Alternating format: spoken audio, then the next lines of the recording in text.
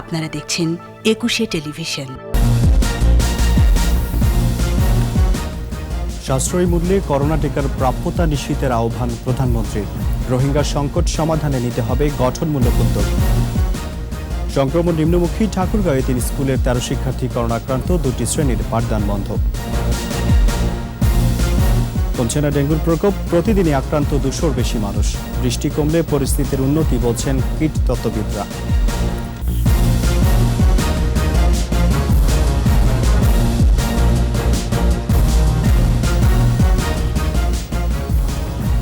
শুনছিলেন first security ইসলামী bank limited সংবাদ শিরোনাম। আমন্ত্রণ রাতের 21 সংবাদে আপনাদের সাথে আছি রাজিউর রহমান। দর্শক, 21 টেলিভিশনের সংবাদ একই সাথে সরাসরি দেখতে পাবেন আমাদের ফেসবুক পেজ www.facebook.com/2124 অনলাইনে। কোভিড মহামারীকে অভিন্ন শত্রু উল্লেখ করে মোকাবেলায় নতুন অন্তর্ভুক্তিমূলক ও বৈশ্বিক পরিকল্পনা গ্রহণের আহ্বান জানিয়েছেন প্রধানমন্ত্রী শেখ হাসিনা। জাতিসংঘের ৭৬তম সাধারণ পরিষদ অধিবেশনে সার্বজনীন ও সাশ্রয়ী মূল্যে কোভিড টিকা নিশ্চিতের প্রস্তাব দিয়েছেন বিশ্বসভায়। এছাড়া রোহিঙ্গা প্রত্যাবাসনে গঠনমূলক উদ্যোগ গ্রহণ ও জলবায়ু পরিবর্তনের প্রভাব মোকাবেলায় টেকসই অভিযোজন এবং অর্থায়নের আহ্বান জানিয়েছেন প্রধানমন্ত্রী। বিস্তারিত আকবর হোসেন সুমনের রিপোর্টে। বিশ্বব্যাপী কোভিড মহামারীর বিপর্যস্ত সময়ে জাতিসংঘের ৭৬তম সাধারণ পরিষদ অধিবেশনে যোগ দেন প্রধানমন্ত্রী শেখ হাসিনা। জাতির পিতা শেখ মুজিবুর রহমানের পদাঙ্ক অনুসরণ করে বরাবরের মতো বাংলায় ভাষণ দেন বঙ্গবন্ধু কন্যা। বাংলাদেশ আঞ্চলিক প্রতিবেশী দেশগুলোর চাইতে এগিয়ে রয়েছে। বিশ্বসভায় করোনা মোকাবেলা করে অর্থনীতির চাকা সচল রাখতে আওয়ামী লীগ সরকারের সাফল্য তুলে ধরেন প্রধানমন্ত্রী। কেউ পিছনে পড়ে থাকবে না। ৬ দফা প্রস্তাবে কোভিড মহামারীকে অভিন্ন শত্রু উল্লেখ করে টিকাকে বৈশ্বিক সম্পদ হিসেবে বিবেচনার আহ্বান জানান। সবার জন্য ন্যায়সঙ্গত সাশ্রয়ী মূল্যে টিকার প্রাপ্যতা নিশ্চিত করতে হবে। অবিলম্বে টিকা প্রযুক্তি হস্তান্তর টিকার সমতা নিশ্চিত করার একটি উপায় হতে পারে। বাংলাদেশের রোহিঙ্গা আশ্রয়নের ৫ম বছরে পুনর্বাসিত এই জনগোষ্ঠীর বিষয়ে বিশ্ব নেতাদের প্রতিশ্রুতির কথা মনে করিয়ে দেন প্রধানমন্ত্রী। বলেন, সংকটের সমাধান মিয়ানমারেই। রোহিঙ্গা সংকটের সৃষ্টি মিয়ানমারে, সমাধানও রয়েছে মিয়ানমারের হাতে। রাখাইন রাজ্যে তাদের মাতৃভূমি, সেখানে তারা নিরাপদ, টেকসই ও মর্যাদাপূর্ণ প্রত্যাবর্তনের মাধ্যমে কেবল এই সংকটের স্থায়ী সমাধান হতে পারে। জলবায়ু ঝুঁকিকে নিয়ামক হিসেবে পরিণত করতে মুজিব জলবায়ু সমৃদ্ধি পরিকল্পনা দশক ২০৩০ কর্মসূচি গ্রহণ করা হয়েছে বলে জানান প্রধানমন্ত্রী। ধনী ও শিল্পোন্নত দেশগুলোকে কার্বন নিঃসরণের জন্য ক্ষতিপূরণ প্রদান এবং টেকসই অভিযোজনের জন্য অর্থায়ন ও প্রযুক্তি অবাধ হস্তান্তরের আহ্বান জানাচ্ছি। সংকীর্ণ রাজনৈতিক স্বার্থের ঊর্ধ্বে উঠে বৈশ্বিক সংহতি ও পারস্পরিক সহযোগিতার আহ্বান জানান বঙ্গবন্ধু কন্যা শেখ হাসিনা। সব ধরনের মতভেদ ভুলে গিয়ে আমাদের অবশ্যই অভিন্ন মানব জাতি হিসেবে মাথা তুলে দাঁড়াতে হবে। সম্মিলিত শক্তিকে কাজে লাগিয়ে সবার জন্য আবারও সমৃদ্ধ বিশ্ব গড়ে তুলতে হবে। বিশ্বসভায় ৭৫-এর ১৫ই আগস্ট পরিবারের সদস্যদের নির্মমভাবে হত্যার ন্যায় বিচার পাওয়ার প্রত্যাশাও ব্যক্ত করেন প্রধানমন্ত্রী। সারা বিশ্বে শান্তি ও ন্যায় বিচার প্রতিষ্ঠা এই মহান সংস্থার সামনে বিগত প্রায় ৪৬ বছর আগে আমার পরিবারের সদস্যদের নির্মমভাবে হত্যার ন্যায় বিচার পাওয়ার প্রত্যাশার কথা তুলে ধরতে চাই। আকবর হোসেন সুমন, ২১ টেলিভিশন। জানাবো করোনা পরিস্থিতি। নতুন সংগ্রহ ও পরীক্ষার হার বাড়লেও কমেছে সংক্রমণের হার। সংক্রমণ আছে ৫% নিচেই। ২৪ ঘন্টায় ৩১ জনের মৃত্যু হয়েছে, শনাক্ত হয়েছে ১,২৩৩ জন। স্বাস্থ্য অধিদপ্তরের তথ্য বলছে ৮১৫টি ল্যাবে একদিনে ২৭,৫৫৭টি নমুনা পরীক্ষায় করোনা শনাক্ত হয়েছে ১,২৩৩ জনের। এ পর্যন্ত করোনা শনাক্ত হয়েছে ১৫,৪৯,৫৫৩ জন। একদিনে ১,৪১৩ জন সহ এ পর্যন্ত সুস্থ হয়েছেন ১৫,০৯,২০২ জন। পরীক্ষার বিপরীতে দৈনিক সংক্রমণ হার ৪.৫৪%, সুস্থতা ৯৭%-এর বেশি ও মৃত্যু হার ১.৭৭%।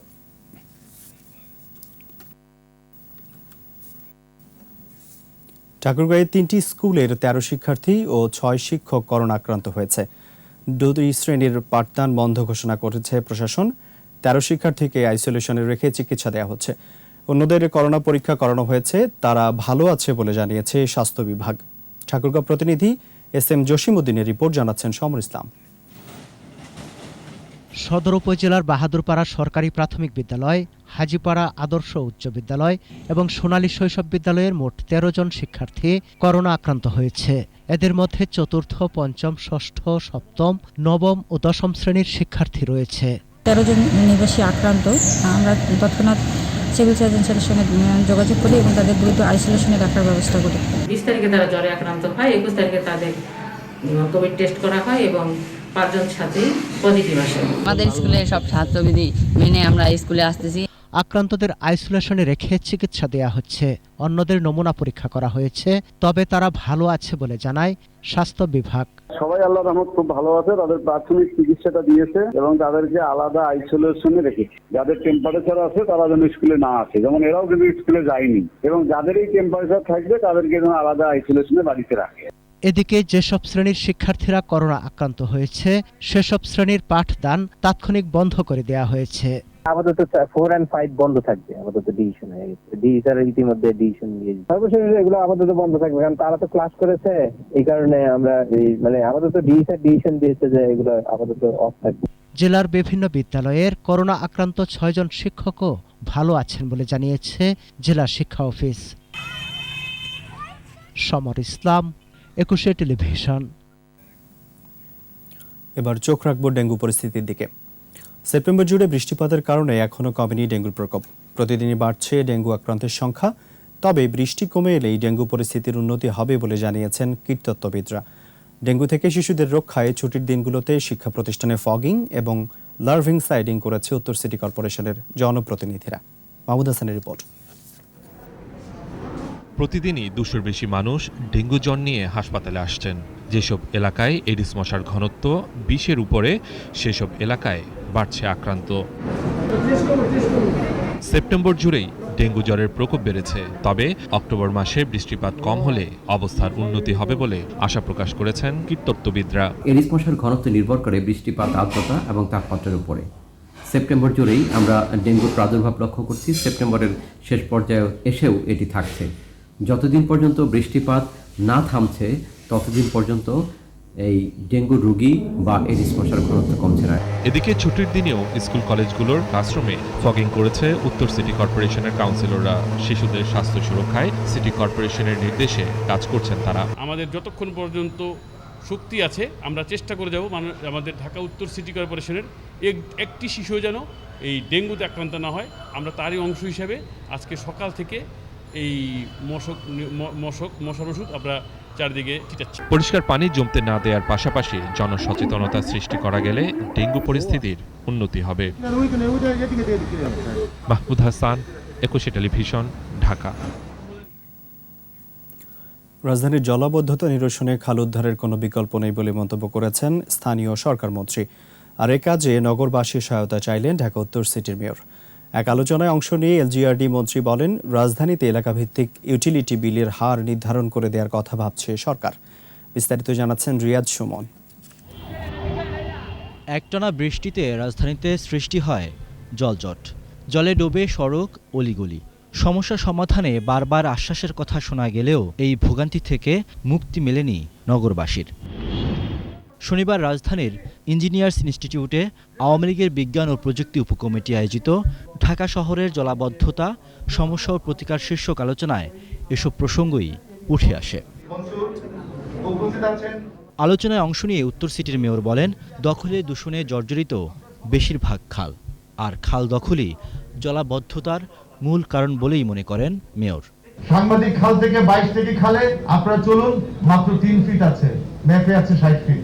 মাননীয় প্রধান অতিথি আমাকে বলেছে, মেয়র আতিক সাহেব আপনি ডিজাইন করুন, আমরা আপনাকে বাজেট দিব, এই খালের উপরে যারা অবৈধ হয়েছে তাদেরকে কিন্তু একদিন না একদিন ভাঙতে হবে, এবং সেই কাজটি আমরা শুরু করতে চাবো ইনশাআল্লাহ আপনাদেরকে।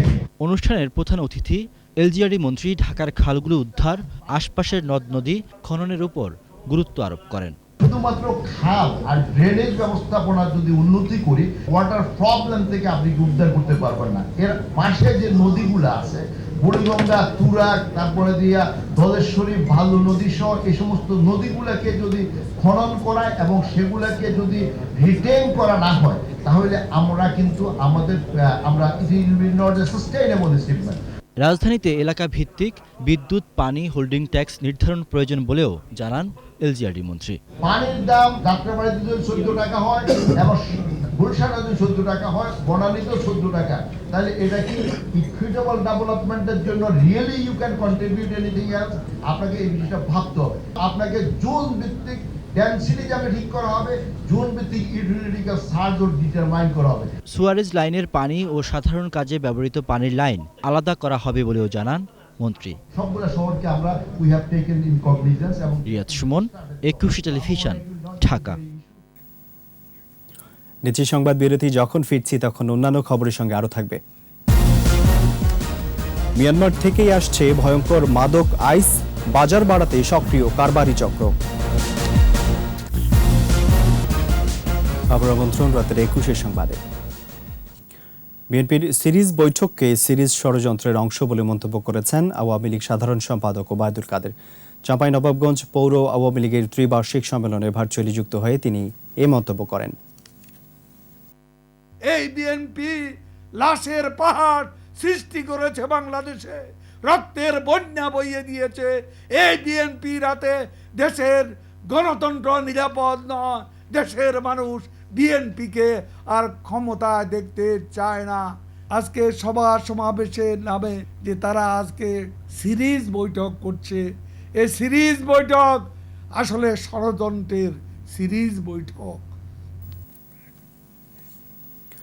জনগণের রায়ের প্রতি যাদের আস্থা কম, তারা সবসময় পেছনের দরজা পছন্দ করে বলে মন্তব্য করেছেন তথ্য ও সম্প্রচার মন্ত্রী ডক্টর হাসান মাহমুদ।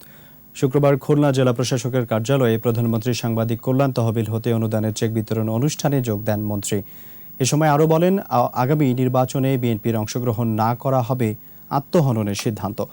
পেছনের দরজা দিয়ে ক্ষমতায় যাওয়ার রাজনীতি তাদের জন্য মঙ্গল বয়ে আনবে না বলে মন্তব্য করেন ডক্টর হাসান মাহমুদ।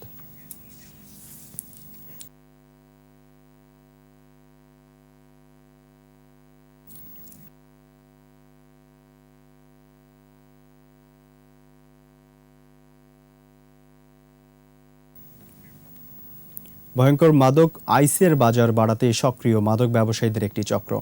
ভয়ঙ্কর মাদকটির এখনও প্রধান উৎস মিয়ানমার। সংবাদ সম্মেলনে এসব তথ্য জানায় মাদকদ্রব্য নিয়ন্ত্রণ অধিদপ্তর। 2 দিনে রাজধানীর গুলশান, ভাটারা, কুড়িল ও রমনা এলাকা থেকে 560 গ্রাম আইস, 1100 পিস ইয়াবা সহ 5 জনকে আটক করেছে সংস্থাটি। রিপোর্টে আরও জানাচ্ছেন মোহাম্মদ নুরুন নবী। ভয়ঙ্কর মাদক ক্রিস্টাল মেথ বা আইস, দেখতে স্বচ্ছ বরফের দানার মতো। কাচের জারে বিশেষ কায়দায় তাপ দিয়ে ধোঁয়া সেবন করে মাদক সেবীরা।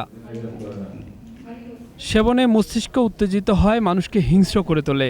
এর ক্ষতির পরিমাণ ইয়াবার চেয়ে 20 থেকে 25 গুণ বেশি। নষ্ট হয় দৃষ্টিশক্তি, হার্ট অ্যাটাক, কিডনি নষ্ট হওয়া সহ ঘটে অঙ্গহানিও। এবং একটু বেশি পরিমাণ যখন খাবে, যখন মাত্রা অতিরিক্ত যদি কেউ খেয়ে ফেলে, তাহলে সে হিংস্র আচরণ করার পাশাপাশি যে কোনো সময় নিজেকে আত্মহত্যা করতে পারে, আবার অন্য কাউকে হত্যা করতে পারে না। দীর্ঘদিন খেলে তার কিডনি ফেল করবে। ঢাকায় এমনই মাদকের সবচেয়ে বড় চালান আটক করেছে মাদকদ্রব্য নিয়ন্ত্রণ অধিদপ্তর। সংস্থাটি জানায়, মূলত মিয়ানমার থেকে আসছে এই মাদক। পাচারে জড়িত বাস্তুচ্যুত রোহিঙ্গারা। ব্যবহৃত হচ্ছে ইয়াবার একই রুটও। মিয়ানমার থেকেই আসছে। এটা ইয়াবা যেভাবে আসে ওইভাবেই আসে, রোহিঙ্গাদের মাধ্যমে আসে। 2007 সালে প্রথম ধরা পড়ার পর কিছুদিন বন্ধ ছিল, আবার 2019 সাল থেকে নিয়মিত আটক হচ্ছে এই মাদক। দামটা অনেক বেশি, যার কারণে সকলের ক্রয় ক্ষমতার মধ্যে আসেনি, বিস্তারটা ওইভাবে হয়নি। তবে এরা বাজার পাওয়ার জন্য চেষ্টা করছে। প্রতি গ্রাম আইস কমপক্ষে 10,000 টাকায় বিক্রি হয়। অভিজাত ও সচ্ছল পরিবারের বাড়ছে এর ব্যবহার। একদিকে নৌবাজে পার হয়ে চারিদিকে গভীর সমুদ্রে হাত বদল হয়। মোহাম্মদ নুরুন নবী, একুশে টেলিভিশন, ঢাকা। নিচ্ছি সংবাদ বিরতি, যখন ফিরছি তখন অন্যান্য খবরের সঙ্গে আরও থাকবে। যুব টেস্টে আফগানদের বিপক্ষে ঘুরে দাঁড়াচ্ছে বাংলাদেশ, শেষ দিনের লক্ষ্য বড় লিড। আর এরই সাথে শেষ করছি রাতের 21 সংবাদ। যাবার আগে ফার্স্ট সিকিউরিটি ইসলামী ব্যাংক লিমিটেড সংবাদ শিরোনামগুলো আরও একবার। সাশ্রয়ী মূল্যে করোনা টিকার প্রাপ্যতা নিশ্চিতের আহ্বান প্রধানমন্ত্রীর। রোহিঙ্গা সংকট সমাধানে নিতে হবে গঠনমূলক উদ্যোগ। সংক্রমণ নিম্নমুখী, ঠাকুরগাঁওয়ে 3 স্কুলের 13 শিক্ষার্থী করোনা আক্রান্ত, 2টি শ্রেণীর পাঠদান বন্ধ। কমছে না ডেঙ্গুর প্রকোপ, প্রতিদিনই আক্রান্ত 200-র বেশি মানুষ। বৃষ্টি কমলে পরিস্থিতির উন্নতি বলছেন কীট তত্ত্ববিদরা।